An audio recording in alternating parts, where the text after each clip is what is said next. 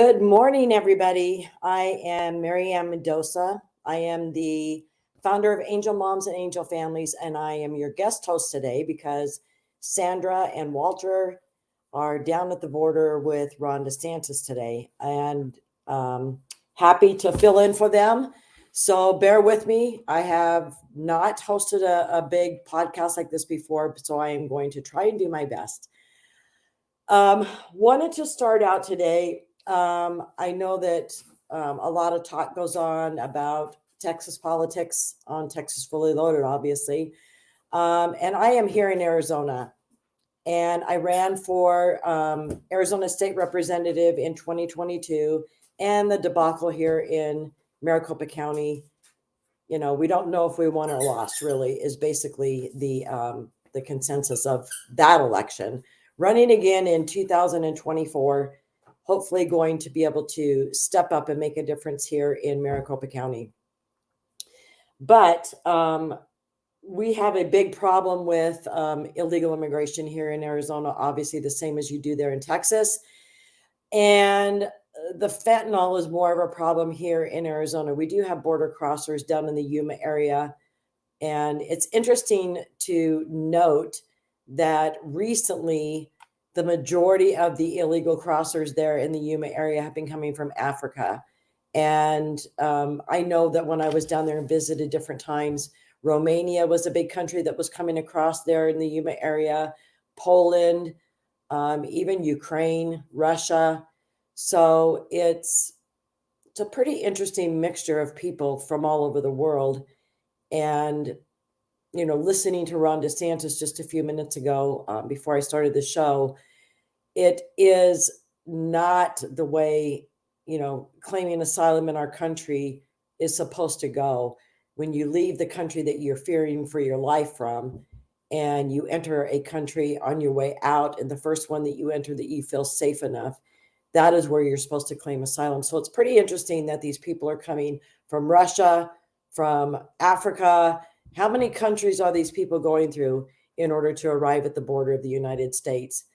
That is what is such a tragic misuse of our asylum claim and, you know, the goodness of the hearts of American people. But, you know, I have had the honor and really also the tragedy of meeting many, many angel moms and dads and angel brothers, sisters, children of the victims of illegal immigration here in the United States. For those of you who don't know, my son, Sergeant Brandon Mendoza of the Mesa, Arizona Police Force, was killed on May 12th, 2014, when a wrong way driver, he had driven over 35 miles the wrong way on 4 different freeways in the HOV lane, and ultimately ended up slamming head on into my son going 104 miles an hour. And he was an illegal who had been charged with crimes up in Colorado and basically just given a slap on the wrist when he finally was apprehended, because he never showed up for his court date and was traveling back and forth to Mexico. And he was finally caught coming across the border back home, back in the United States, taken back up to Adams County, Colorado, and given a slap on the wrist. So, and ultimately ended up here in Arizona and killed my son. 3 times legal limit drunk, high on meth. These people don't care. It's a different culture. And that is the sad reality of all of these people coming here in mass the way that they're doing. They don't understand the culture here. And so they bring their culture with them and their laws and how they're used to living their lives. And in a lot of these countries, these people drink and drive and have sex with children who are, you know, 12, 13, 14 years old. Things just aren't the same here in the United States for these people who show up here. And they think they're just coming for work, but the tragedies that they cause and the destruction in their wake for some families here in the United States is, you know, it's lasting. It has always amazed me of how large and huge the loss of my son has been. I've got 3 other children, and Brandon was my 3rd child. And he held this family together in a way that, I don't know, my other children are all equally amazing, but Brandon just had a knack for bringing us together. Or if we hadn't seen each other for a while, calling for a barbecue. So that is missed a lot, not only by me, but by his siblings. I've got many other families that I have helped and reached out to and talked to through my tragedy. And one story I want to tell you about, Dustin Inman, a beautiful young boy, and his mom and dad and their dog were going on a Saturday for a fishing trip in Georgia, and an illegal slammed into the back of their pickup, killing Dustin, killing the family dog, leaving Kathy, his mother, in a coma, and his father was injured, and so he was in the hospital also, but not as critically as Kathy was injured. So Kathy was in the hospital, still in a coma, was unable to attend her son's funeral. And when she got out of the hospital, Billy was her sole caretaker. Kathy was really disabled from that point on in her life. And within a few years was put into a wheelchair. And that's how she lived her life after this tragic accident. Billy was the sole provider for not only her health, her personal care, but also for providing for the family. And I went and visited them in Georgia and saw firsthand what was going on, and realized that there was a need for these people to have help, like to have handicapped, facilities and things put into the home to help the care of Kathy be easier for Billy and to make life easier for Kathy. So I made that a promise to them that we would be back the following year and do some remodeling of their home. And so I did a fundraiser through Angel Families and Angel Moms. We raised about $5,000. And my friend Frank went with me. He owns a remodeling company, took time out of his life and went with me over there to Georgia.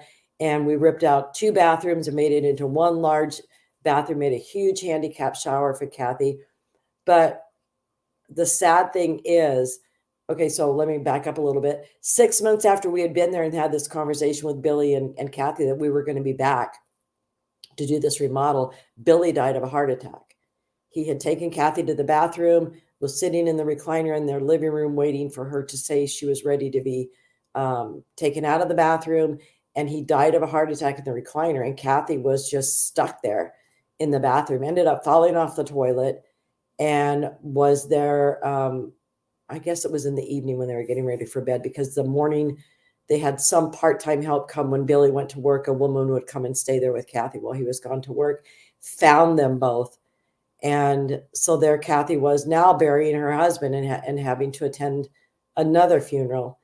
And I went back there to spend some time with her and promised her I'd be back. Well, we were back there 6 months later and got this job done for her. And I was just really astounded at the non-help that not only her local government or charity showed for this woman, but that the federal government had no interest in helping this family out whatsoever. And it really irks me to this day when I see that everything free given to illegals. They cross our border, they're given a cell phone, they're given a gift card with some money on it. All these NGOs are bending over backwards to help them, of course, because the federal grants that they're receiving, these NGOs, of course, are enriching these people at the NGOs. So it's really not about human compassion in the right way. I don't think it's all about greed, but just seeing all of these resources going to these illegals who cross our border. This is why it irritates me so bad, because I see the tragedies of American families whose children and family members have had their dreams stolen from them because of an illegal criminal in our country. So now we're about 3 years past the point that Billy died, and a year and a half later, 2 years later, Kathy died. from the complications from the injuries she received in the accident. So a whole family wiped out. I mean, Billy had a heart attack, and I really contributed that to the fact of the stress that he endured, not only working his tail off to provide for his family and to pay for the help for the care of his wife for the few hours that he worked every day. Basically, he was working every day to pay for care while he was working. And and then caring for his wife too. I mean, having to lift her out of the wheelchair to go to the restroom, making, in and out of their vehicle everywhere they went. The stress on his body was unbelievable. I was amazed at what an incredible man this was, who stood by his wife's side and took care of her. That's just one tragic story. And we got very, very involved with this family because I knew that they needed our help. And that was in Georgia. It's not a border state. And these crimes spread all over the country. I just want to tell you about a few people who I've met. We've got Bonnie Eagle. Bonnie and her husband live up in Michigan, and their son, Chris, was a park ranger in Oregon Pipe National Park in southern Arizona, and he was killed by an illegal criminal who came through the park, and that was on August 9th of 2002. You've got Arlene Cohen and Marla Wolf. Arlene Cohen's son, Sander, stopped on the side of the road to help a guy who had a flat tire, and that guy happened to be Carlos Wolf, the wife or the husband of Marla Wolf, and he was an FBI agent. And Sander, Arlene's son, was a fire marshal, and he stopped on the side of the road in Maryland to help Carlos change a tire, and an illegal criminal just slammed into the two of them on the side of the road, killing them both. That was on December 6, 2017. Kathy Hall, she lives in Colorado now. Her daughter, Haley King, was killed in Arkansas on November 6, 2016 by an illegal criminal who hit the back of the motorcycle she was riding on. The driver of the motorcycle lost both of his legs, and her daughter was killed. And these families, it's amazing speaking to them how little compassion our government has for any of these families. And when you stop and think about, people who have crossed, illegals who have crossed, brought children across, they've gotten sick along the way, and they end up in the hospital, and these children die in the hospital because of illnesses and injuries and things that have happened to them along the way coming from the country that they originated from.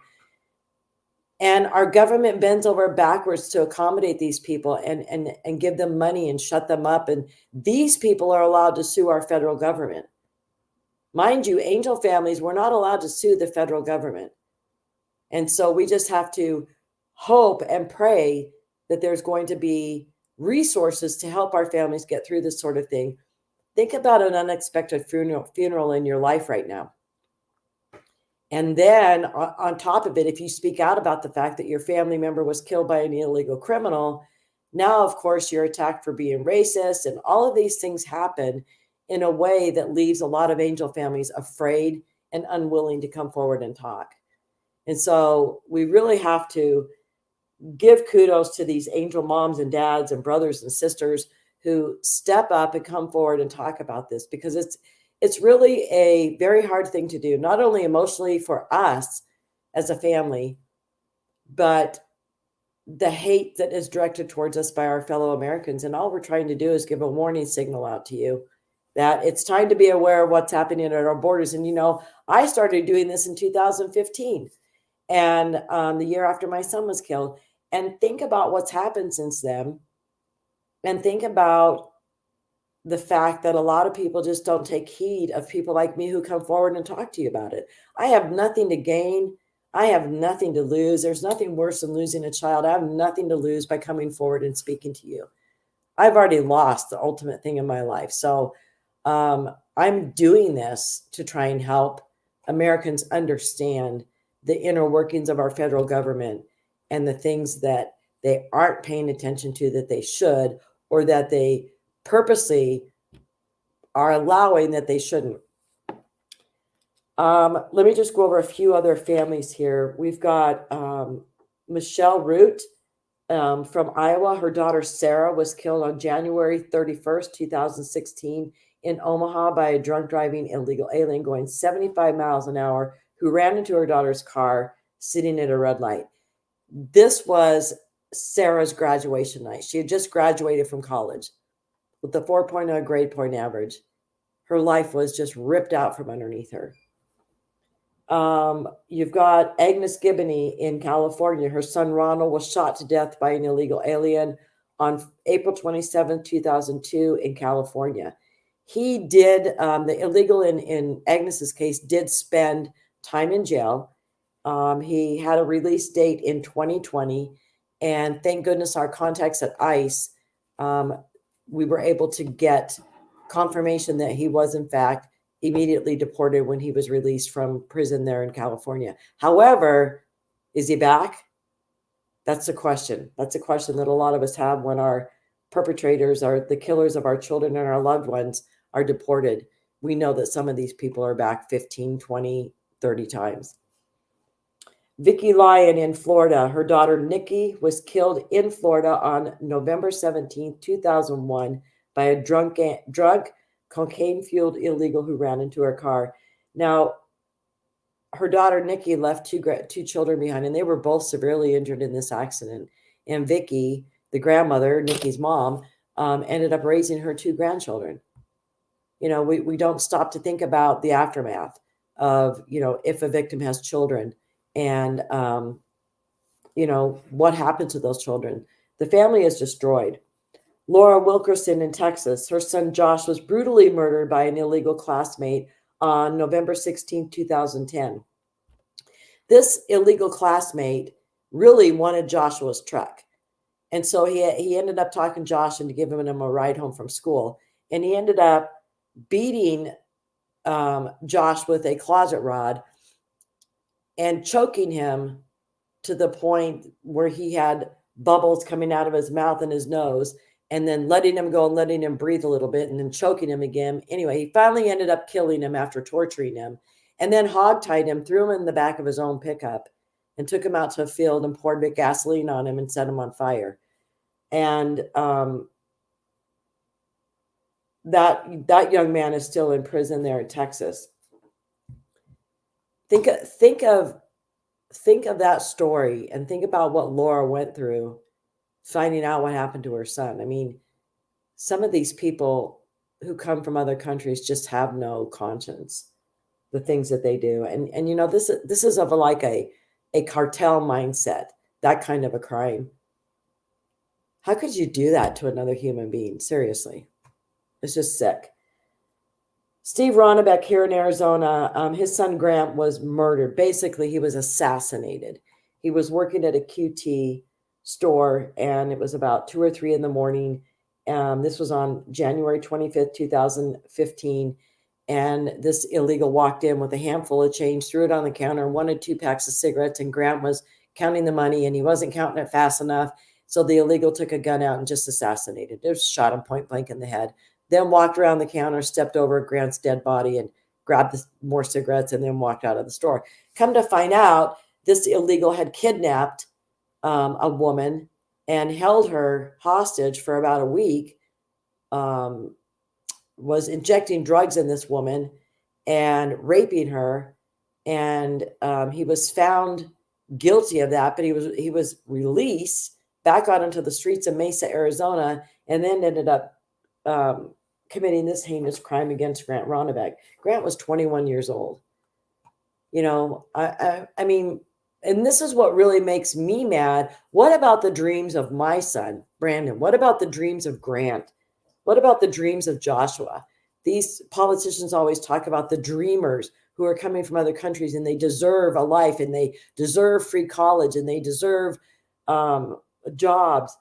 You know, our sons and our daughters and our loved ones deserve every bit of all of those dreams as American citizens.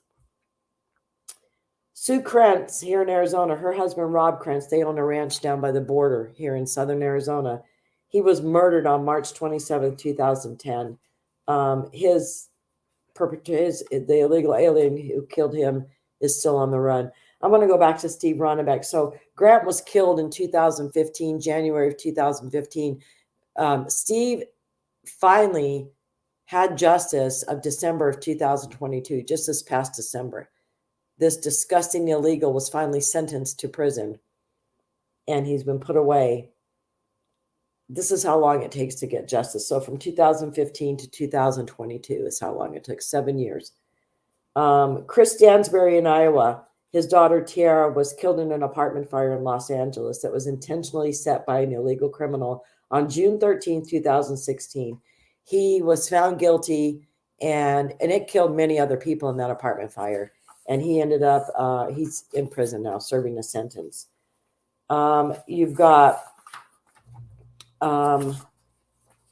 so, I mean, I've just got a list, pages and pages of victims, and I could go on and on and on about this, but I wanted to kind of personalize some of these stories to, I've got a very close angel mom, Cayenne Michael, who is now a state representative in Florida, and she's actually there in Texas today, her and her husband, Bobby, with Governor DeSantis, speaking about illegal immigration. But Cayenne actually put actions behind her words, and she ran for office and got voted into the Florida state as a representative, and she sponsored this incredible illegal immigration bill and had the full support of Ron DeSantis, and it was passed, and I'm so proud of this woman.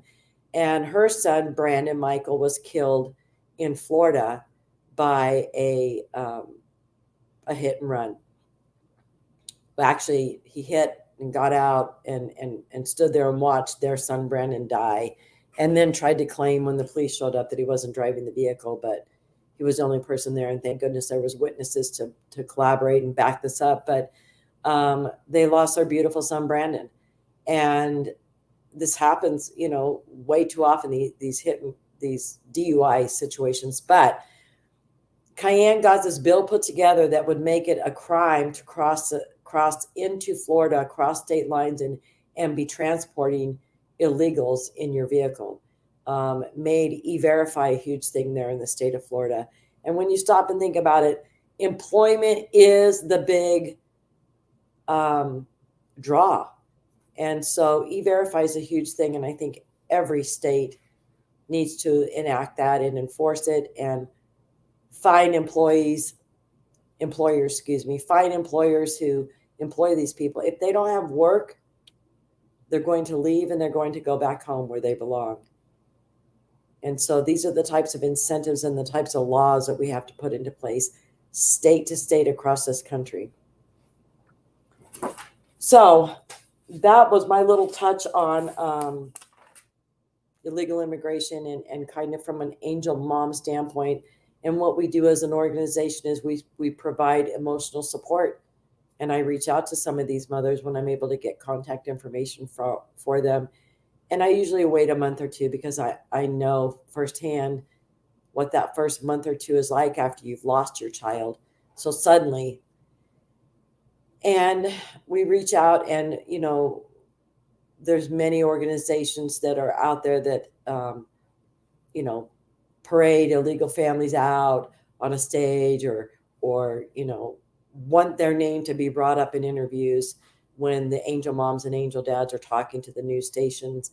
And that's why I decided to start Angel Families and Angel Moms, because it needs to be organic, and it needs to be from the heart, and it needs to be from people who've really experienced it, not somebody who's just decided they want to start this organization and get a ton of donations and use the money in ways that really don't help angel families. So long backstory on all of that. But as you can see, my dogs like to check in with me. They keep me company throughout the day.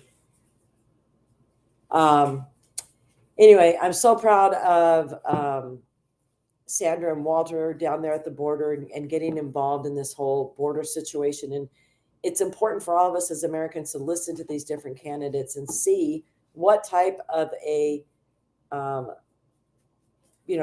message they're going to put out there about what their border protection plan is going to be about. because obviously the administration we have in place right now is not about it. They're about supporting the NGOs and the United Nations and the Soros-backed NGOs, all these people who have a stake in this game, these open borders for all nefarious reasons. Oh, anyway. So I wanted to talk about how many of y'all are going to see the movie Sound of Freedom. I got my tickets the other day. I'm going to go see it July 3rd. I'm really kind of scared because I don't like violent movies, and I surely don't like violence against children. So I'm kind of apprehensive about this, but I'm definitely going to go see it so that I have more to talk about. But let's talk about that after we come back from the break. I have to do a commercial break, so we're going to do that, and then we'll come back and talk about the Sound of Freedom.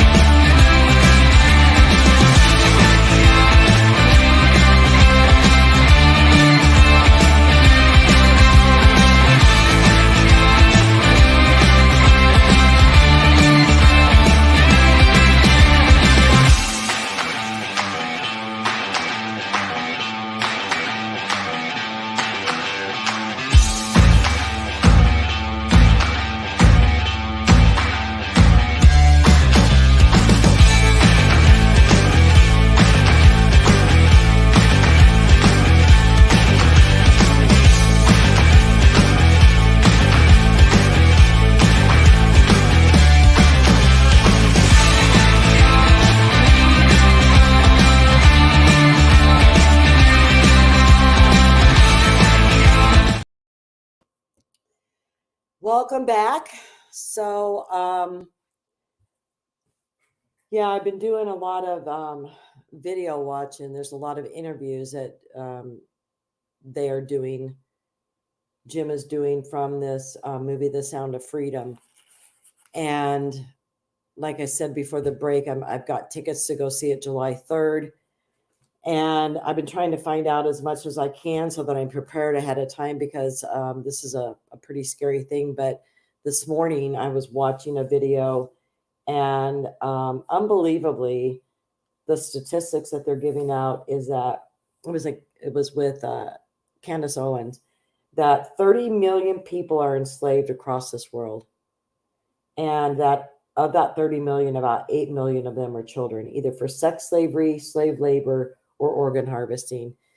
And I didn't realize that this organ harvesting, you know, you hear about so many things that are just unfathomable to think is going on in a modern day world like this.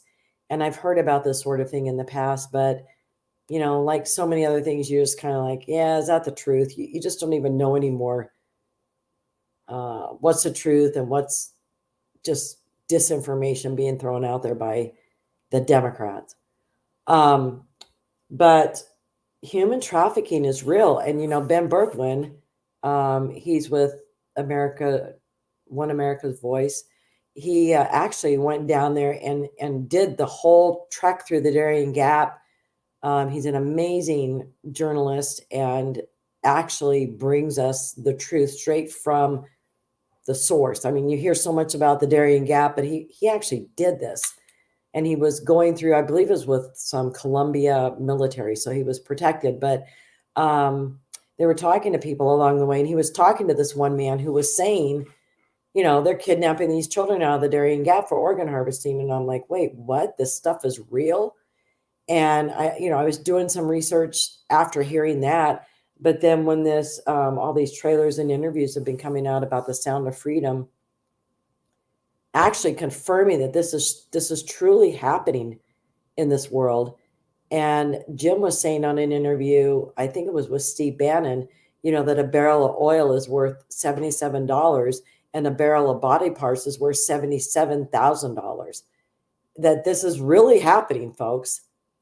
And, when you think about if there's 30 million people enslaved and there's 8 million children, and, all of those, and I know this goes on in China, where they do the organ harvesting, and these are on, live slaves that they have in these slave camps. I printed something out. I don't know if I have it here, but it was about the cost. I mean, it was something like $150,000 for a kidney, $175,000 for a set of lungs on the black market. And there was a guy right here in the United States on the East Coast who was recently arrested and convicted and put into jail. He had been running a organ harvesting business for many, many years. And how sad to think that these children are just cut up like this, and even probably women and men too. There's so many people who are missing. But think about, this is almost like a modern day Holocaust going on against our children in the world. And how many people are just turning a blind eye to this and not realizing the extreme amount of people? We've got people in California whose ancestors never experienced slavery. California was not a slavery state, and they're demanding reparations when you've got modern day slavery going on right now, which, I've talked about this for many, many months, many years actually, about the fact these people who come over the border and are enslaved to the cartel and coming here to work, and the majority of their paycheck is going to pay off their debt to the cartel. So it's modern day slavery going on right now. How is this going to affect our country when in, 5, 6, 10 years, these people say, hey, my life has been nothing but a life of slavery, and the United States enabled this by having open borders and enabled these cartel members to do this to me and my family. And so we're suing you for reparations now. It's a possibility that it's going to happen in the future. The disgusting, sick things that this administration is allowing to happen at the borders. But, and I think it's pretty funny when you stop and think about it. In 2018, activists and advocates were calling it crimes against humanity. Over 1,475 unaccompanied children lost. Rightfully so. Any child lost is a reason to stand up and scream and yell, which nobody's doing right now. But this was under Trump. And in actuality, that 1,475, either the sponsor family or the sponsor here in the United States didn't answer the call when they called to check in on the child. And so they were put on a list that they hadn't confirmed, what was going on with that child. So, and again, you had these activists and these advocates screaming and yelling.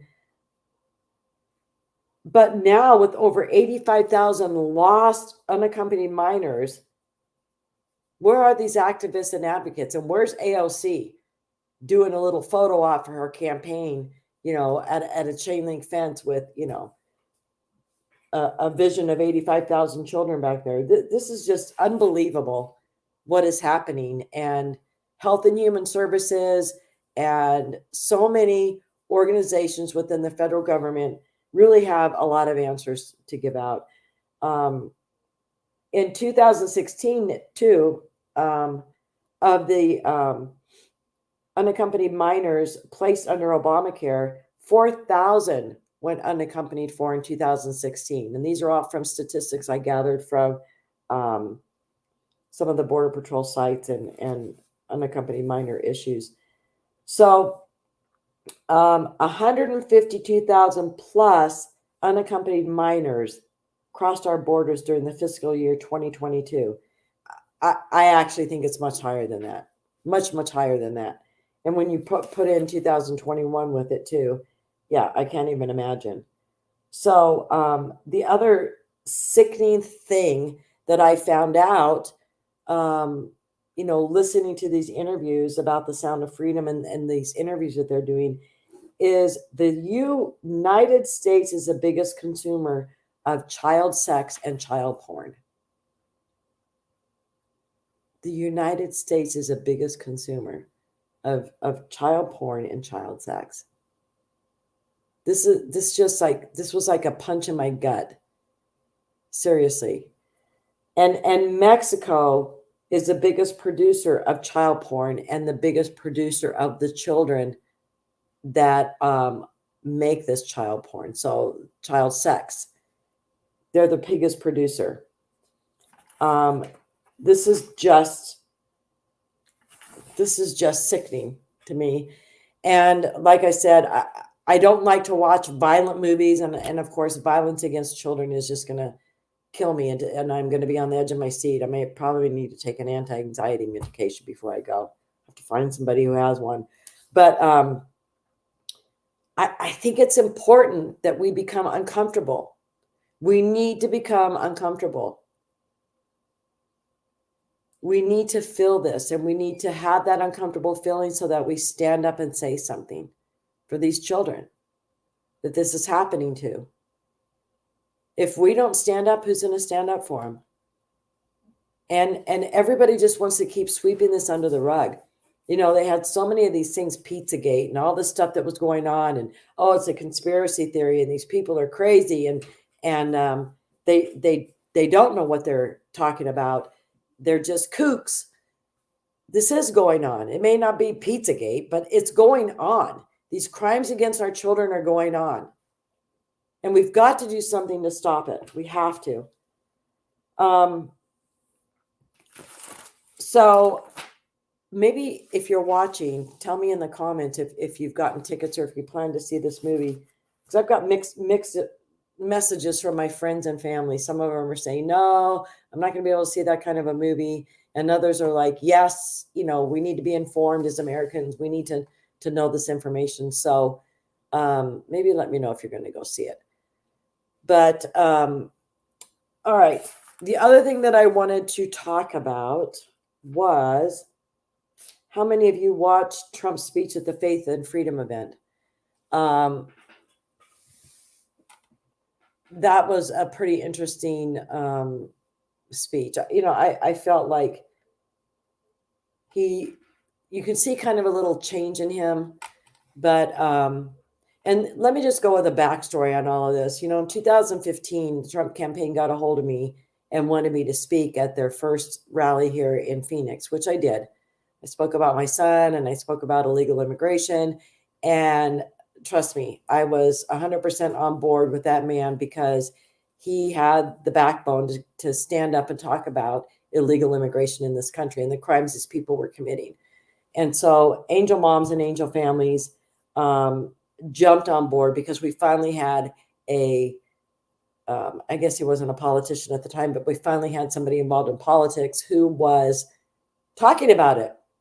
We finally felt like, okay, here's somebody who hears us and understands the issue with illegal immigration. But, as time went on, he would call me and say, hey, Marianne, I need you at the White House to sit down on a round table with law enforcement and politicians and talk about the sanctuary city policies. And he would have us angel families come there many times to have us stand behind him when he was speaking about illegal immigration. And he was very sincere. He remembered all of us. He knew our children's story when he would talk to us. And that meant something to us because we were finally being acknowledged and we were being recognized. And as humans, that's what's important in life. Even if you're talking about your spouse or your children, to be able to say that you're acknowledged, your spouse hears you, your spouse listens to you, your kids listen to you. That's an important part of being human. So that meant something to us as angel families that we did have somebody who was fighting for us and on our side. As time went on, and I don't know if many of you are aware, but I spoke at the 2016 RNC, and I was invited to speak at the 2020 RNC. And of course, it was in the middle of COVID. I flew back to DC. I taped my speech. I was the only person who was going to be speaking about illegal immigration. And the day that my speech was supposed to be shown, I had read this book, The Killing of Uncle Sam, and it talked about the Rothschilds. If any of you haven't read that book, or the Creatures of Jekyll Island, that's another one. But The Killing of Uncle Sam, it's like a $20 book. You can get it on Amazon.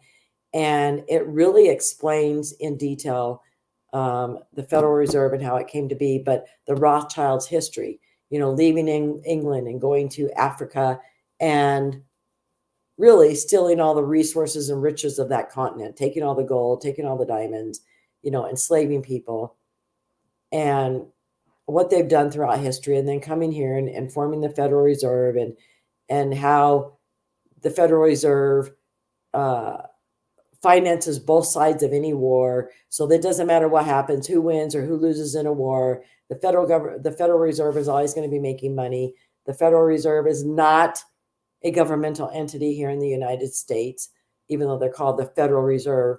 I had been reading that book.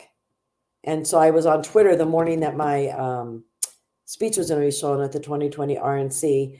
And I started reading this thread, and it was talking about the Rothschilds and the Federal Reserve. And I got 5 or 6 down, and I'm like, yeah, people really need to be aware of this. And so I retweeted the tweet, not realizing that it was like 60 threads long. And it started getting a little going out in the weeds at the tail end of this thread, but I didn't look all the way down. And so the Daily Beast did this huge hit piece on me. Anti-Semitic angel mom is going to be speaking at the RNC tonight. And that was a night that Melania's speech was going to be shown. That was a night that Mike Pompeo was speaking with a picture of Jerusalem behind him. So they picked the perfect title for me. And because of one tweet, I'm suddenly anti-Semitic, which was absolutely ridiculous. And, I'm getting calls from the White House. You need to, post a retraction, an apology, which I put on Twitter, which made things 10 times worse. And then I immediately got a call saying, we're removing your speech from the RNC, which really surprised me because the night before that at the RNC, they were talking about cancel culture. And here they were playing right into the hands of the cancel culture people and canceling an angel mom instead of standing up to them and saying, we know this woman. We know for a fact that this isn't who she is in her heart. And what's interesting is a Jewish rabbi did an hour-long video. He went through all of my social media and said, I cannot believe what they did to this woman, which he was able to get on my Twitter and go through it all before I made it private because I was getting death threats and the most vile, disgusting messages sent to me and tweets put out to me that I finally had to put it private for a few days till the dust settled. But, saying this woman is not an anti-Semitic. In fact, she had things previously in her Twitter in support of Jerusalem. And so it just was interesting to me to watch this play out. And I was a part of Women for Trump. I had all of these bus tour things planned for that, at the follow-up of the RNC and the Arizona GOP, and things were going on here. And immediately I was getting calls from everybody canceling me. Everything on the bus for Women for Trump was canceled. Anything with the Arizona GOP here in Arizona, the chairman at the time, Kelly Ward, everything was canceled over a tweet, over a retweet, actually. And so that really made me start questioning, who are these people you have surrounding you, Trump? And I'm still questioning him today. Because, when you keep people like Lindsey Graham, the snake Lindsey Graham, in your inner circle and talk about him like he's the best thing since sliced bread, and Mitch McConnell, and, Sean Hannity, some of the things he said about him, but he's, Trump still has him kind of in the loop of things. Jason Miller, I mean, different people that he had surrounding him making bad decisions.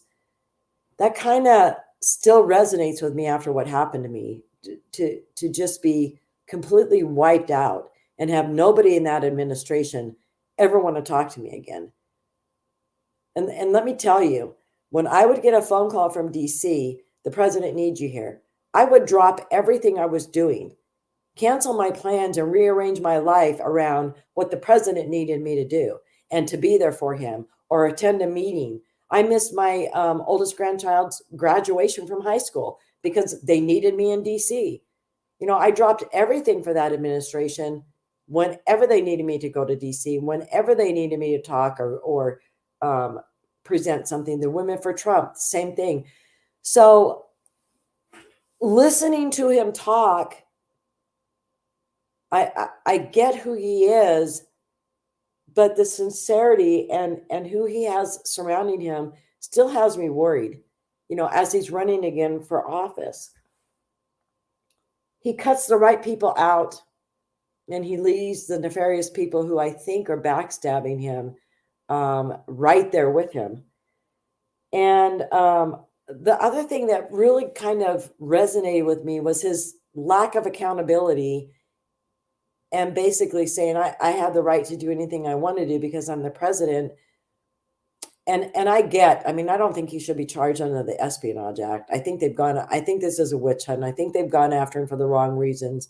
But I think what the American people would really like to see from this man is a little humility and to be able to say, I shouldn't have done that, and I think a little bit of that was happening because, they were working with the FBI to get this stuff back to them. But I don't know.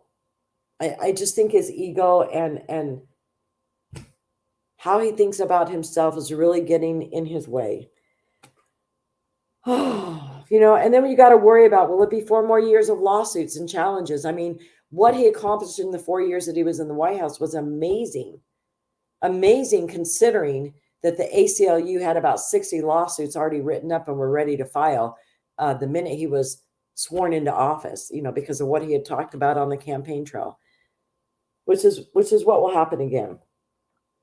And then of course you'll probably have impeachments and all that stuff going on. So what will he really be able to accomplish, and what will be done,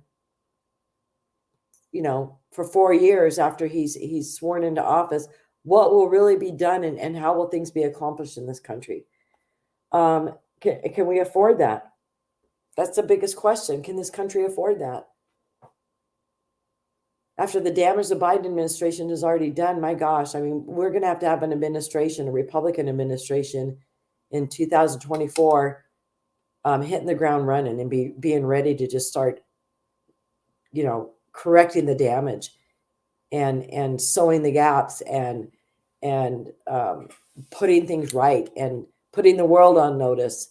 Biden's not in charge anymore. So we're going back to, business as usual with the United States. And it's not going to be that you're walking all over us, taking advantage of us. Oh, and the Republican Party is so divided. That's what's so disheartening to me. And in Arizona, it's really bad. I mean, I'm thankful that we got rid of our chairman, Kelly Ward. She was really bad news and a very divisive woman. And I know Trump was really on her side and fought for her and really praised her and whatnot, but I don't think he knew the real Kelly Ward. And maybe he did, maybe that's the kind of people he likes. This is a big question mark in my head. I'm listening to Ron DeSantis today talk about the border, and I like the way the man talks. I like what he's done down in Florida. I like that he doesn't care about the blowback that he gets from the media, how he handles the media, and how he doesn't repeat himself 50 times when he's making a speech. And it's not about him, it's about us, and it's about what he's done, and it's about what he plans to do. It's going to be an interesting election cycle. It really, really is. But the GOP here in Arizona, oh my gosh, they've got this thing that they put out here in Maricopa County. It's called the Republican Briefs. And so lawmakers, statewide or federal, they've got a section that they can come in and say what they're doing. They've got announcements, and then they have, a section where PCs and Republicans can actually put a comment or, just state something out there. You can't even believe the infighting going on. Oh my gosh, the name calling, the infighting, what's happening at our LD meetings, legislative district meetings, the infighting with the precinct committee men and women. And it's all airing on these Republican briefs, and they're all going back and forth. And I'm just like, gosh, I feel like I'm in high school reading notes that are being passed around about, the popular group, the unpopular group. It's just crazy. And then you've got the Patriot Party of Arizona trying to, form a third party here. And Daniel McCarthy and Steve Daniels, who were two kooks, they were running it. And that was during the 2022 elections. And they had rhino signs, small signs that they were putting in front of all the candidate signs that were out on the streets on anybody that they didn't agree with, and blasting that out on the streets. They were showing up at different candidates, especially Carrie Lake's rallies and speeches that she was given at different places. And they were making themselves very vocal and being very disruptive. So they were the face of the Patriot Party of Arizona. And now they're trying to revive it, and they're trying to tell everybody Daniel McCarthy and Steve Daniels are out, and we have new leadership with the Patriot Party of Arizona. And they're really trying to pull a lot of the Republicans into this, which I just think is a huge mistake, because it's dividing the masses, and it's going to divide our efforts. And, we already had enough people leave and re-register as independents here in Arizona. Like in my district where I live and where I'm running, the Republicans have a slight advantage over the Democrats, very slight. But the independents, the registered independents in my district are more than the Republicans or the Democrats. So those are the people that we need to reach back out to and to bring them back. And this is a reason why the Republican Party, the platform, we have to go back to our conservative roots and what we're about. And we had a speaker, I think it was called, her organization is called American Majority. She came and spoke at our legislative district meeting the other night and talked about ballot chasing is what the Democrats do here in Arizona. Ballot harvesting is against the law, even though we know the Democrats are doing it here in Arizona, especially Maricopa County. But especially at nursing homes and those types of places, that's what the Democrats are famous for here. But what the Republican Party is going to be concentrating on here in Arizona is ballot chasing. And I guess in the 2022 cycle, like 234,000 ballots that were mailed out to registered Republican voters never made it back. And so they're saying these are, 234,000 votes could have made a huge difference in the governor race and in many of the state level races, and even the federal races. So they talked about the fact that we've got to knock on these people's doors and say, you were mailed a ballot. Do you need help getting it to is it filled out? Is it sealed? Can I take it to the post office for you? Can I drop it off at a ballot box for you? Those are the types of things that the Republicans here in Arizona are going to start doing en masse. So we're just going to follow along with the Democrat playbook. And because I was a candidate and my candidate email, I don't know how I got on this list, but I started getting these emails from the Democratic chair here in Maricopa County. And I'm telling you what, folks, the day after the election, they were already gearing up for 2024, the day after the election. They're not of the Republican mindset like, well, we're done with this election. We need to take 6 months off now and rest and put our feet up and gather the strength for the next push. These people are fighting year round. They never stop. And this is really a lesson that we need to take from these people. And, the emails that I get, like, can we count on you for $5 a month reoccurring? Can we count on you for $10 a month? And, when you add up all of these people who aren't big donors, but if they're all donating $5 or $10 a month on a recurring basis, how much that adds up to for these Democratic candidates. I mean, in our small district here in LD9, we have 2 state representatives and then we have a state senator. And in our small little area, the 3 Democratic opponents in 2022 spent $1.5 million on their campaigns combined for TV ads, for a state representative and a state senate. TV ads for a $2,000 a month job. I mean, they were unbelievable TV ads attacking us like there was no tomorrow. And of course, postcards that went out. It was January 6th in the background, and then our faces plastered in front, like we're all insurrectionists and we were involved in the whole January 6th deal.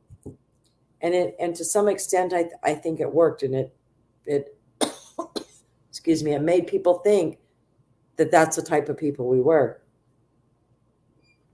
But, I ran my campaign on $30,000, and we were only behind by 10%. But the other interesting thing here in Maricopa County is the mail-in ballots obviously were a huge advantage for the Democrats. And so we knew when election day came that that's when the Republicans were going to vote. And we knew there would be an uptick in the votes for us. But what's interesting, and I was at polling places throughout the day, and everybody was saying, wouldn't even talk to the Democrats. We're taking our golden tickets. We're voting for you. Oh my gosh, we're going to win. The numbers, the difference between us, the Democrats and the Republicans, never changed on election day, on in-day voting, on-day voting, in-person voting. The percentages never changed. The numbers, the separation between us stayed the same the whole time. That's why I know something crazy was going on here in Maricopa County, because there should have been a huge surge in votes for us. Um, I got a tickle going on in my throat. So, and now looking at the record of these people and how they're voting, these three Democrats that won, it is absolutely insane. I mean, on a conservative level, I think one of the state House representatives, she's from a conservative voting standpoint, she's at maybe a 17.6. And it's just going to be very interesting, going up against her, because now these people, we were a new district formed, so none of us had any experience. We weren't incumbents or anything. And so now it's going to be an interesting fight this next go around, because they do have a record. And a lot of the things that she is fighting for, Lorena Austin, is things for illegals here in the state of Arizona. She has done not one thing for her American citizen constituents here in our district, and I'm sure that's happening all over the country. How is it down there in Texas? Let me see, Wendy. It's happening in Texas too, but you have to understand they're trying to get rid of the backstab and Lindsey Graham's on the local level too. Yeah, you're absolutely right, Wendy. There's too many Lindsey Grahams in this world, and there's a lot of it going on here on the state level. And what was interesting was so many of these. Carrie Lake had kind of put together like an Arizona First group of candidates. And, we kind of took a pledge of things that we were going to be working on and things that we were going to be fighting for. And, oh my gosh, Sandra's here. Hey, y'all. How you doing? How is it going down there? It's fantastic. We've had a great time here in whatever city I'm in, Eagle Pass, with the DeSantis campaign. It has been a fantastic. He hit all of the knots. I mean, I fell in love with him even more today. So you heard it here, Simon Garcia. And look, I even got some time to speak with him. I got his autograph. We got that on video and stuff. So it's really been fantastic. It was a packed house. There was standing room only here at the BFW. He really touched on the key points. He brought out the stuff, the personal stories here in Eagle Pass that need to get out. And my favorite part was that he said, no more red tape. I cut through tons of red tape in Florida. We made sure that bridges that they were going to tell us was going to take over 6 months were built in 3 days. Yes, when the storms came through, and things like that. So listening to him say those things, to talk about the infrastructure and how important it is to not allow red tape to be the cause of us having the problems that we have, regardless of what it is, infrastructure, border security, things along those lines. So we were really just kind of blown away. Like Walter and I kept kind of like going like this the whole time he was speaking, like, yes. So it was great to listen to an actual leader and not have to listen to rhetoric. I think that was probably the other best talking point I could give, is that it wasn't all the name calling. It wasn't any of that nonsense. It was real truth about what he wants to do and how he's going to make a difference for the United States of America. It was fantastic. Yeah, it wasn't about me, me, me. It was about us. It was about us as American people in our country, right? Yes. And he didn't repeat himself 50 times. I was listening to him before I started the show. That's true. He did not repeat himself 50 times. He was just, he was to the point. I love that. He was to the point. He was personal. He took questions. You could see him interacting. He made sure to try and talk to every single person before his entourage literally drug him off the stage. I had a couple minutes to talk to him, and I said, hey, all the rhetoric that Fox News tried to steal from what happened during the 2020 election, my team did that with $26,000. And he literally went like this. He goes, are you serious? And so then I told him about some of the other stuff that we were doing in the 30 seconds that we got to speak. And he's like, keep doing what you're doing. I was told your name a lot of times today. So that was, we're making a difference, y'all. By the way, I wanted to just tell you look beautiful today, Steve. Thank you. Yes. I just got my hair did. I didn't get to tell him. There's a sparkle in your eyes today. I like it. Well, thank you very much. Well, we're being kicked out of the building now. But I did want to pop in really quick and say hello, and maybe on our way over to where we're meeting all the the people that are here in town for lunch. Walter and I'll try to call back in just a couple of minutes. But we love you. You're doing a fantastic job, Marion. Thank you. Thanks. Have a good time. See you guys in a bit. Okay. So happy that they got the opportunity to be down there. Yes. Oh, Simon, did you tell them that? Yeah, Sandra should be a VP candidate, shouldn't she? We need a change in this country. I don't even know where I was talking, what we were talking about. She just completely discombobulated me. But anyway, yeah, politics today, the Republican Party, there's so much that needs to happen. Oh, so much work to be had too, so much work to be done. So we're going to go to a commercial break again. I know that Sandra told me I have to do them every 30 to 40 minutes. I think I'm going to do the last commercial break now, and we'll just go straight through when we come back from the commercial break to the end of the show. So I will see you all back here in 3 minutes.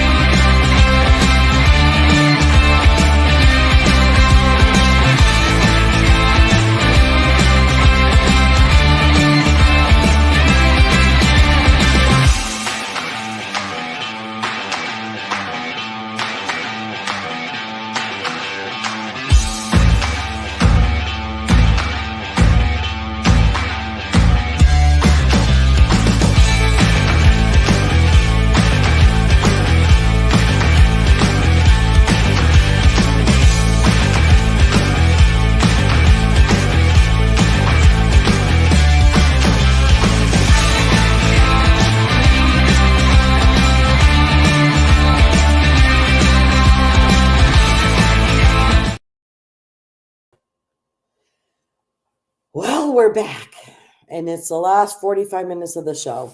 I know I'm not as exciting as Sandra and Walter, but I'm trying my best, trying to have enough things to talk about this morning.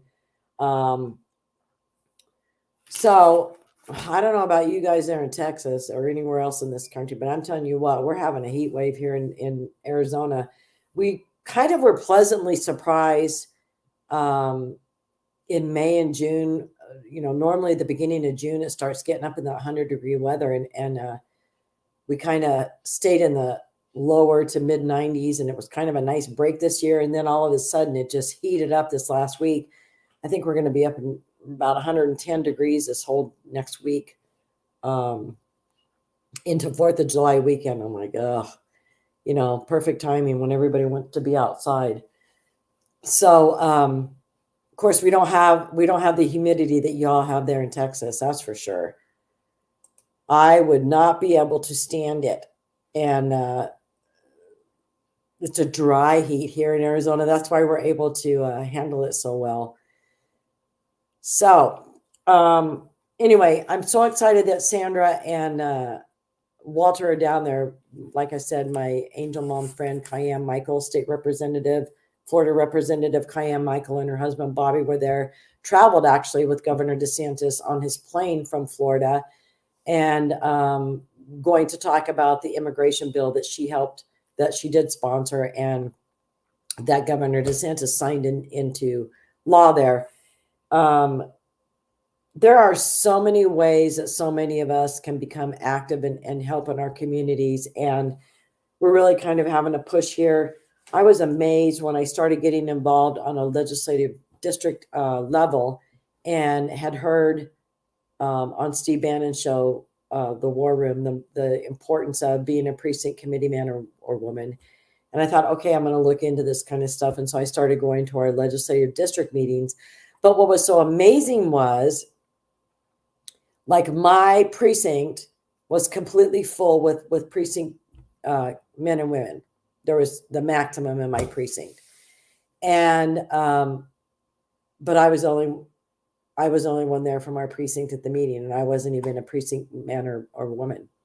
And I'm like, and so I started noticing month after month when I was going to the meetings, I was the only one signing in my precinct as a guest. And I thought, this is really weird. So I said, well, I want to sign up to be a precinct man or woman. And they said, well, we don't have any openings. And so I signed up. And so the chairman of our legislative district said, you know what, I'm going to get a hold of some of these people and see if they'll step down, because, we've got active people who want to do something. Come to find out, there's one guy who had himself and his wife and 3 of his kids. He had proxies for the other 4. And he'd show up to the Maricopa County meetings and the state meetings, and basically had 5 votes. And this is how it was legislative district wise. It was like unbelievable. And so I started having conversations that we need to get rid of these precinct men and women who aren't active, and we need to really start making a push to bring more people who want to become more involved. I didn't know anything about these meetings. I didn't even know that this was going on until I happened to hear about it on Steve Bannon's show. And I think, quite honestly, that it was a very well-kept secret here in Arizona. I don't know what it's like in other states, but especially here in Maricopa County, because Kelly Ward was insulated with all of these people who they wanted to be in there. And they wanted the people to have proxy votes because they needed to keep her circle of protection around her and continually vote her in and keep her in power. And so, I started asking some of my friends, have you ever heard about a precinct committee? No, what is it? So I ended up having a meeting at my house, and I actually had friends come from Payson, which is like an hour and a half away up in the mountains, and some from down in Santan Valley, and ended up coming here, and we had a little meeting about what to do to be signed up. And I actually had about 7 people sign up to be precinct men and women in their legislative districts, and got them involved. And so I've kind of been trying to put a push out on my Facebook and different times when I talk to people about the importance of getting involved. And this is your first step. And this makes you aware of so many things because like the city of Mesa where I live, they're having some meetings now, and it's the 2050 plan. And, a questionnaire went out. I happened to find it by happenstance while I was searching around on the web, happened to find the link to the questionnaire that they had, which of course they were sending out to a specific, group of people because they wanted the answers to be what they wanted the answers to be. So I thought, it's time to get a bunch of Republicans involved and just really kind of swing this pendulum the other way and kind of upset what they think Mesa looks like and what Mesa wants. We need to change the narrative here in Mesa. And so we got that link out in our legislative district, and now they're starting to have meetings, and we're really pushing for people to get to those meetings and have their voices heard. And we need, as patriotic Americans, we need to encourage our fellow Americans to get involved. And I keep telling people, this legislative district meeting is once a month for about 2 hours. And whether you want to become a precinct man or woman, a PC, even get on that level, or if you just want to come as a Republican to a meeting and hear from other people who feel the same way you do about this country and the direction that we're going in our city and our state and our county and all the policies that are happening, you deserve to give 2 hours of your time to learn more about what's happening and be an informed citizen, right? That's the biggest problem that I'm finding is people are uninformed, uneducated, and why don't people care more?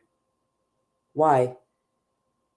Because they make things like the economy a problem to where people really have to worry about if they're working, if they have a job to provide for their family, if they're going to have to get a second job to be able to afford their rent or their house payment and to put food on the table for their families. And they always have enough outside sources and things that will worry us and take up our time and beat us down and make us not want to even pay attention to what's happening. Bury your head in the sand and just survive within your little family circle and leave it at that. And, watching what's happening here just in my town of Mesa, Arizona, we have a Republican mayor, believe it or not, who endorsed the two Democratic House representatives and the Democratic Senate candidate in the 2022 elections. He went completely off the rails and was endorsing all of these Democratic candidates. And I always had a gut feeling about him, and I always tell people, listen to your gut feeling about people. I always had a gut feeling about this man that he just wasn't who he said he was. He just wasn't the person who I thought he was. So after that happened, and I found out that he had endorsed the Democratic opponents for us Republicans who are running for office, I just completely lost all respect for this man. Because it's like, why are you even calling yourself a Republican? Why are you registered as a Republican? What is that about? Why aren't you just registered as an independent, or B, a Democrat, which you really are? Quit beating around the bush and quit playing some game to get elected as a Republican mayor, because, Mesa was a very conservative town. Kind of demographics are kind of changing, but why? So at the beginning of May at the Mesa Police Department, they have a fallen officers event every year. And my son was a police officer, so he's honored at that meeting. And so there was 4 speakers this year. And of course, the Mayor Giles was one of them, Giles. And when he went up to speak, I just looked down at my phone and scrolled through Facebook the whole time he was speaking. And my daughter's afterwards, she's like, Mom, did you even look at him? He was looking over at you several times when he was speaking. And I said, no, I have no respect for that man. And to think that when he first got up there, he said, this is the event that I look forward to coming to every year. Really? You look forward to coming to a fallen officers memorial? That's the event you look forward to coming to every single year?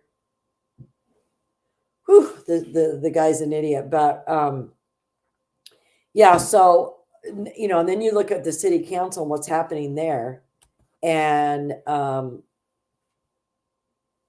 people have to pay attention to local politics and what's happening. You have to really get down into the nitty gritty.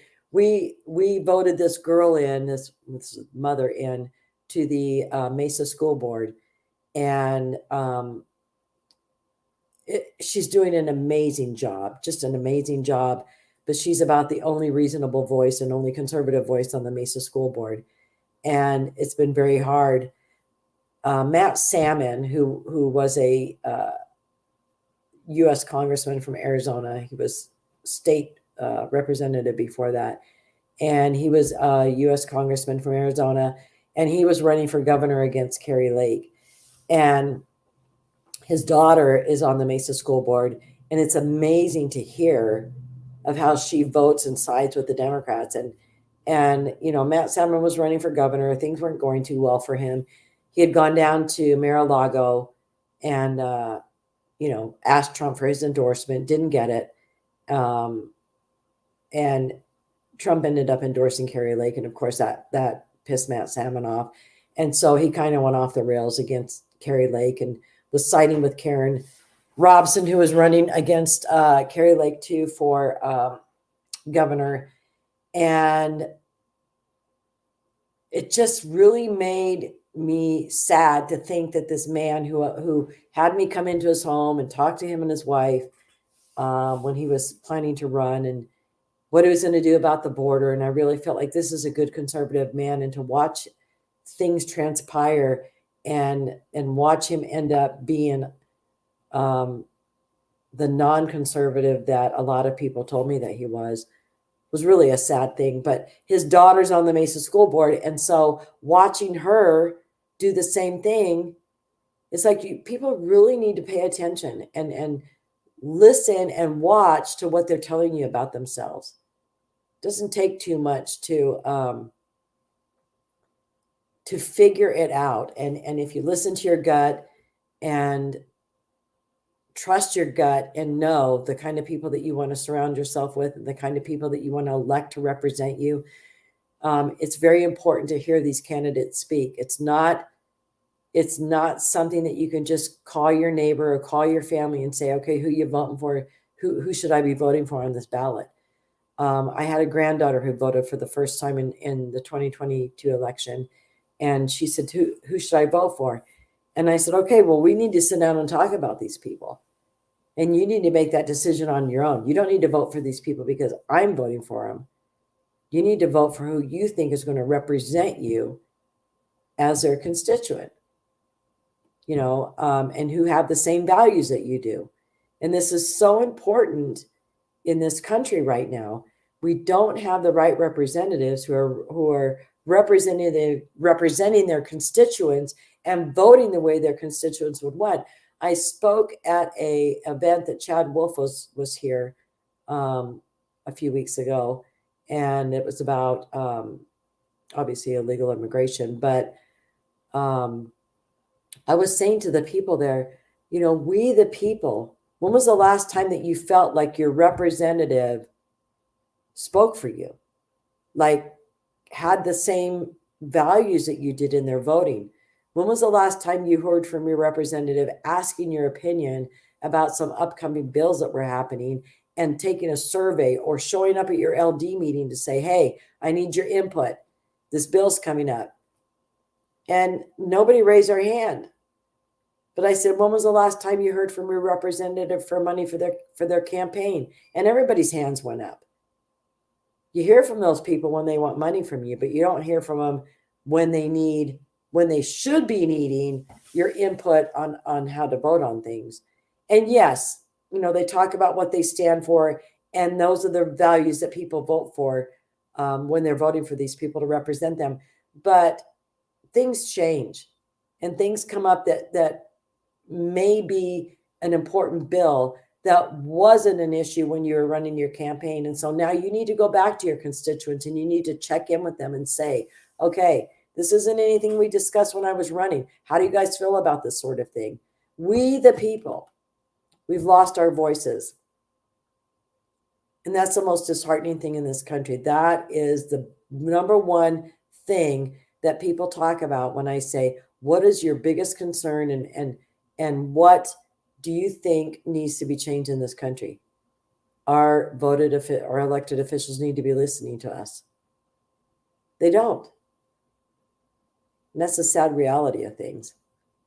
And, why we need more people. I mean, Robert Scantlebury, who is running for state senate in my legislative district, and Kathy Pierce, Russell Pierce's sister, who was running with me for the 2 House seats. We were at all of our LD meetings, talking to them. They know that we're going into this with the mindset that we're going to be representing them, and they're going to hear from us every month. We're going to be there. We're going to talk about things. And this is why I keep telling them it's so important to bring more people in who aren't PCs. Come to your legislative district meeting. You don't have to get that involved to become a PC, but get there. Hear what your representatives have to say. Find out what the Republican Party is doing to try and right the ship. Find out what you can do as a volunteer, maybe not on a precinct committeeman level, but find out what you can do to help these people, how you can help these candidates, how you can have a home meet and greet when these candidates are running, help gather signatures for them to get on the ballot. There's so many things that can be done on a volunteer basis. And so many people are clueless about this. But I was really, it made me so happy, not this last LD meeting, but the month before. I kept looking at this guy at the meeting thinking, gosh, he looks familiar to me. And he came over after the meeting and introduced himself. It was a friend from high school. And he said, yeah, I just signed up to be a precinct committeeman. And so I'll be seeing more of you at these meetings. And when I was at the county meeting in January, I saw several high school classmates there. And it just did my heart good to know that there's some people who are getting involved. And I know the Arizona politics is kind of foreign to you guys there in Texas. I know when I talk to Sandra and Walter and they are spouting off all these names and I'm like, whoa, wait, who's that? Who's this? Who's that? It's funny how, because you know so much about what's going on in your own situation that you think if you name a name, everybody's going to know who you're talking about. But I think there's similarities in every state and what's happening on every level. So I am just trying to do what I can. And again, I'm going to be running. And if any of y'all want to support me, it's at MendozaForArizona.com. I haven't announced yet, but I'm going to be signing my intent to run probably in the next couple weeks and start the push for getting signatures to get on the ballot. That's always the fun part, especially when it's 110 degrees outside and we're door knocking. We should have done our intent to run weeks ago and been out there when it was in the low 90s. But hindsight, right? Let's see. All right, what do y'all want to talk about next? Let's see. RNC cowards. I don't know. Let's see. Oh, I don't know if you've all have seen lately. The CBP enforcement statistics for fiscal year 2023 came out. I was really shocked at some of these totals, which of course I believe are completely lower than what they really are. So the fiscal year 2023 runs from October 1st, 2022 to September 30th, 2023. So far, and we're in June, we're not even to September yet, but so far, the total enforcement actions by CBP are 2,096,346. That's in wow, October, November, December, January, March, April, May, June. That's in 8 months, over 2 million, which I still believe it's more than that. Let me see. So the arrests of individuals with crime convictions or those wanted by law enforcement, 13,370 in this fiscal year so far. That's crazy to me. I printed up something else. Here it is. So I ran across a report too. Chris Christie said Trump is afraid to debate him. Oh my gosh! Don't even get me started on Chris Christie, Simon. Please. That dude has got to go away. Oh, this is going to be a crazy cycle from now until 2024. I mean, listening from all of these candidates, and I'm telling you, I am leaning more and more towards Ron DeSantis than I ever have. And I mean, I was a Trump diehard, trust me. But Chris Christie is like the bullied kid on the playground who, does anything, cries and kicks and throws a tantrum in order to get attention. And I just have no respect for the man, there's just something about him that doesn't set right with me. I can't even put my finger on it. But and the polls are showing it. But I think that the two candidates that everybody's going to have their eyes on are Trump and DeSantis. And I don't know if there's ever going to be a debate. They talked about the RNC having a debate with all the candidates. Whew, that's going to be some TV watching, isn't it? The mudslinging that's going to go on there. But it'll be interesting to see who makes it, past that mark in order to be on the debate stage. But we got some time in front of us, and it's going to get nothing but interesting from here on out, I'm telling you. He's the Duff, designated ugly fat friend. Really, Simon? Oh, geez. It doesn't even have anything to do with his weight. It's just his character and his way about him and the things that he says. And I love the fact that when he started attacking Trump, that, he was booed from the audience. It's funny because some of these others can go after Trump and they don't get booed. So it's pretty interesting. You just got flagged by Facebook for saying that. Oh my gosh. You're a bully, Simon. Oh, yeah. And then you got to wonder if Biden's going to debate anybody or if he's just going to sit in his basement, if they're going to keep him insulated in the psych ward and only let him out when he's got enough medication to not trip over something or say something ridiculous. But, and then you got to think, okay, so who are we going to see on that debate stage? Will there be a debate between Biden or the Democratic nominee? And would it be Trump? Would it be DeSantis? The sure as heck isn't going to be Chris Christie. But I think the thing that we need to be watching for too is I think there's going to be something's going to happen in the Democratic Party. And I think that there's a reason why Gavin Newsom's becoming more visible. Is there going to be an old switcheroo? Going to get Gavin Newsom in there and Biden out? I heard some rumblings, that Michelle Obama, if she ran and had Kamala as her running mate, that would be a shoo-in. I just don't see that happening. I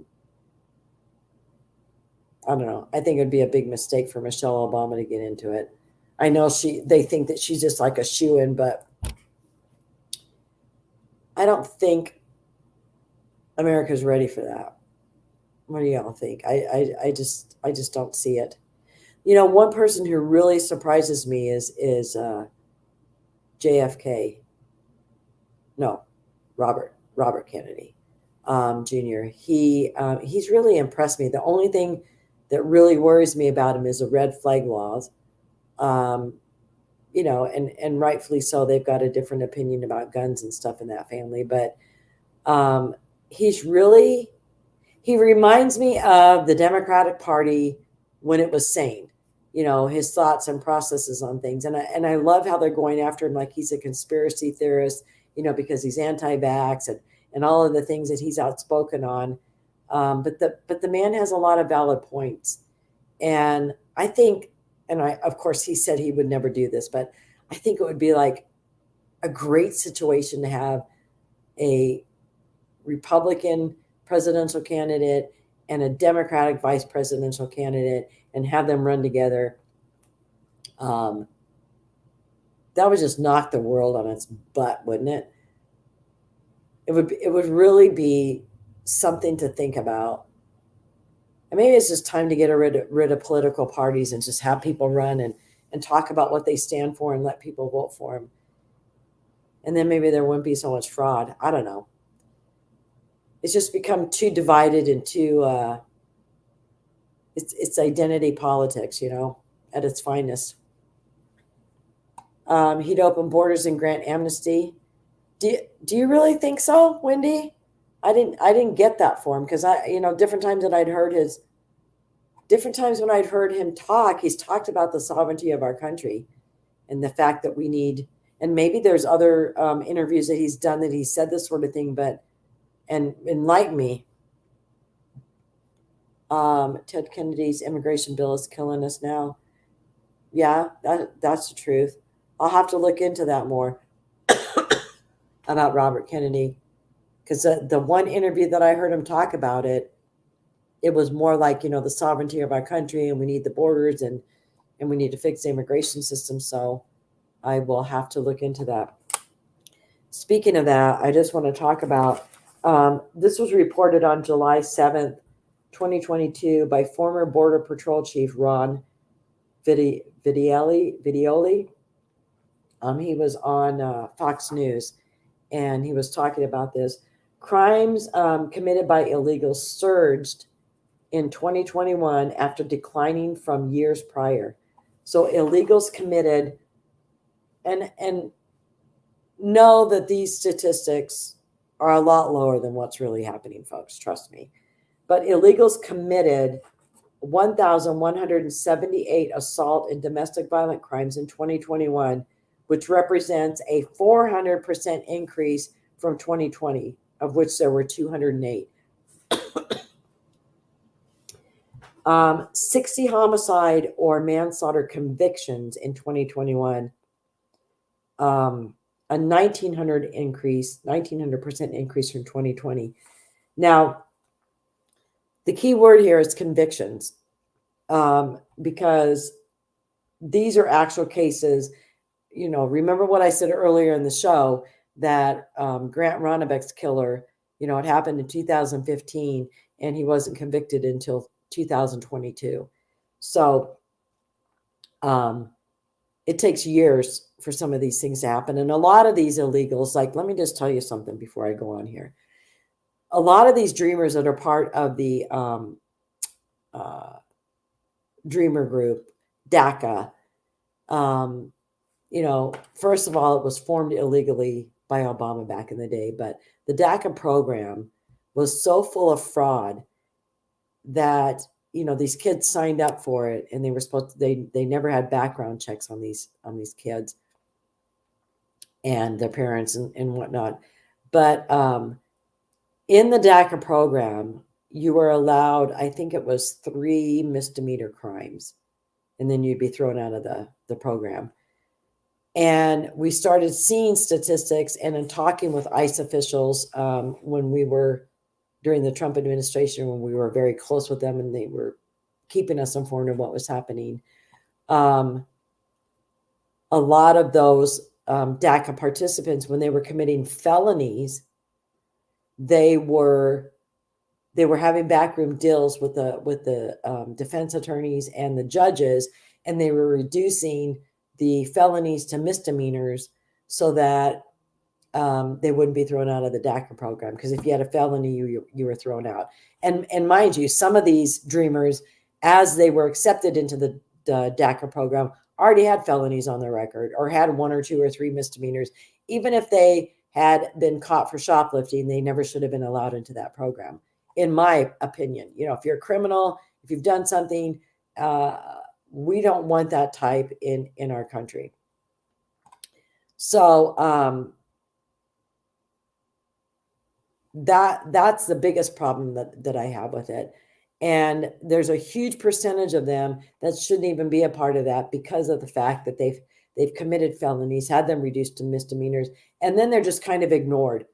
Like, they don't even bring these cases forward. They're given a slap on the wrist, and they're just kind of poo-pooed away, because they don't want these type of statistics out there and people to become wise to the fact that you've got criminals rampant in the DACA program. Can't have that kind of information out there. But so, convictions and actual crimes being committed are two different things. Keep that in mind. They're not even talking about, so the 60 homicide or manslaughter convictions in 2021, a 1,900% increase from 2020, a 1,900% increase of convictions.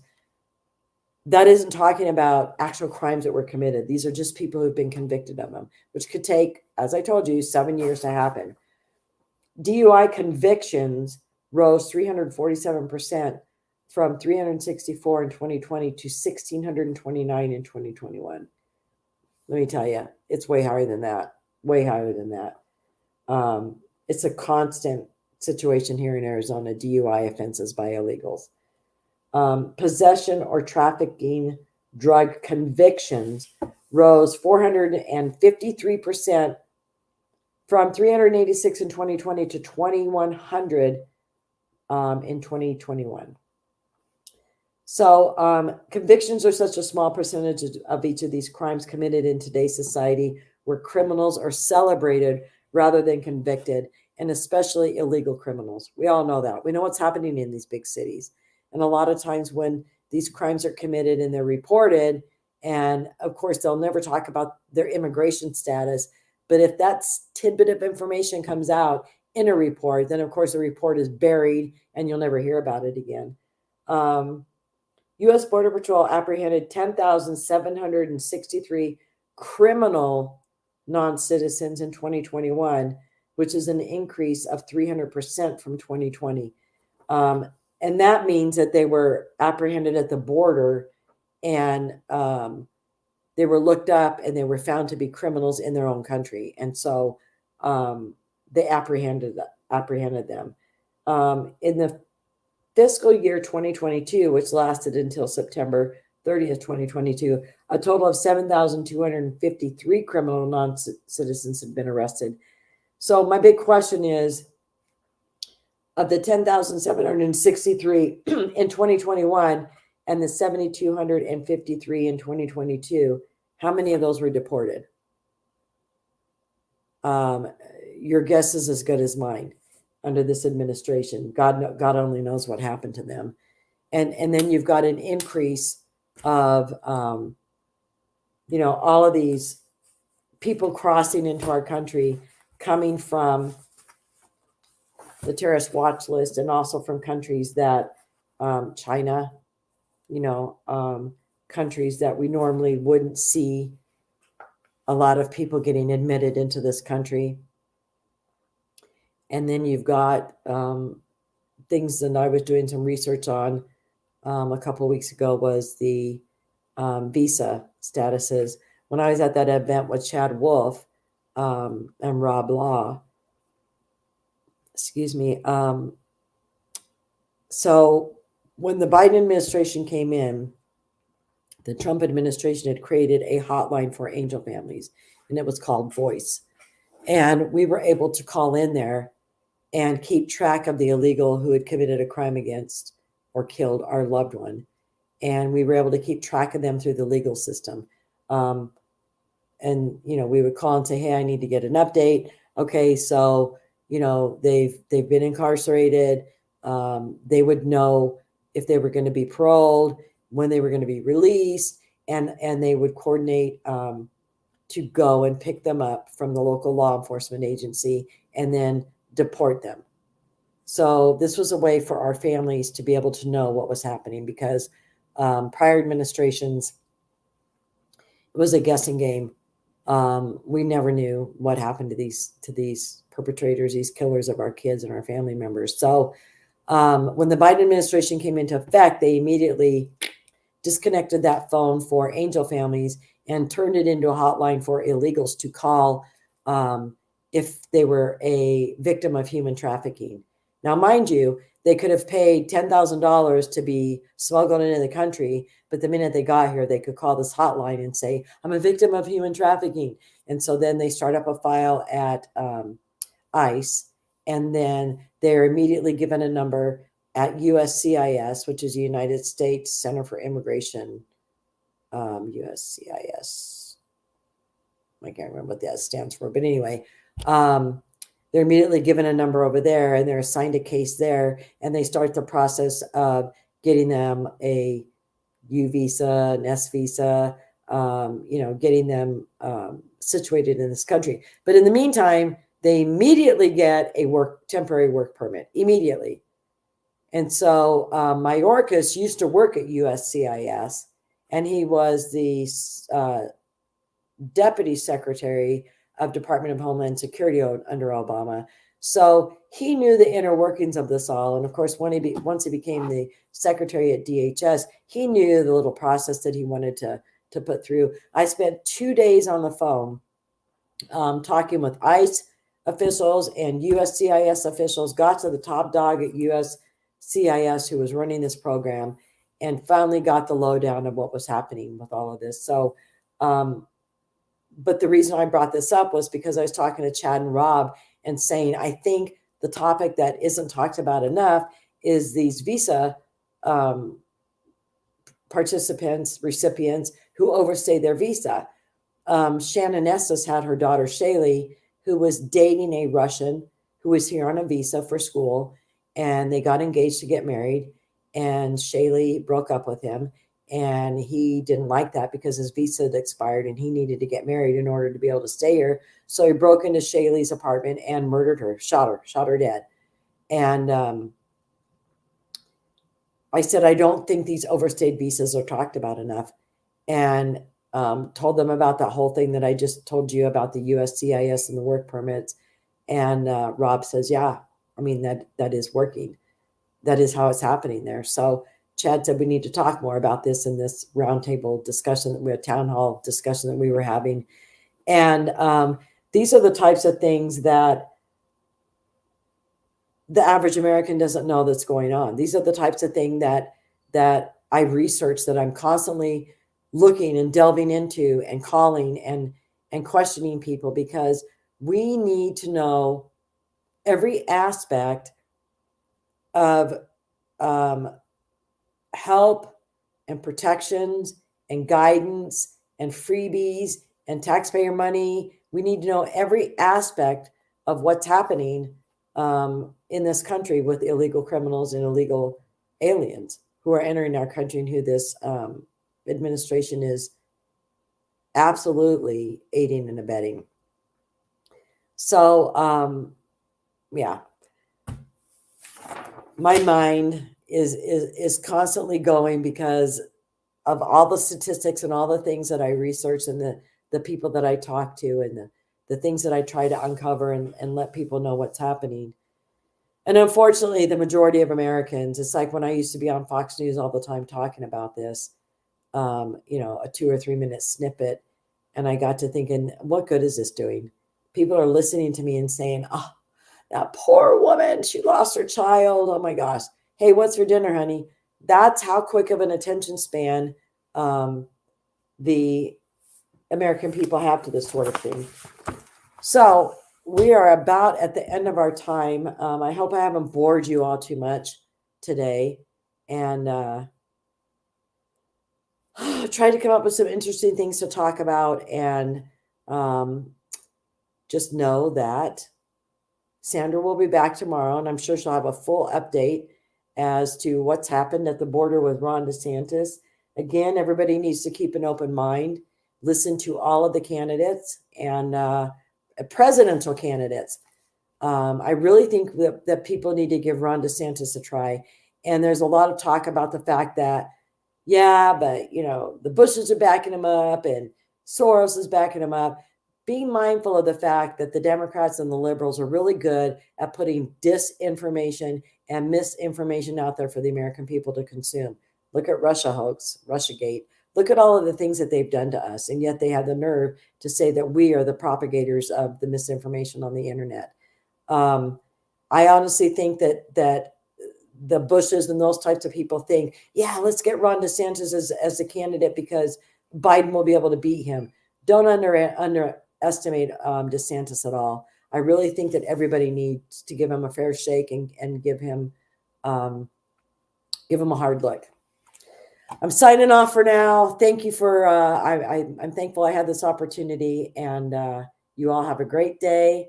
And hopefully I'll see you soon on Sandra's show again. Bye-bye.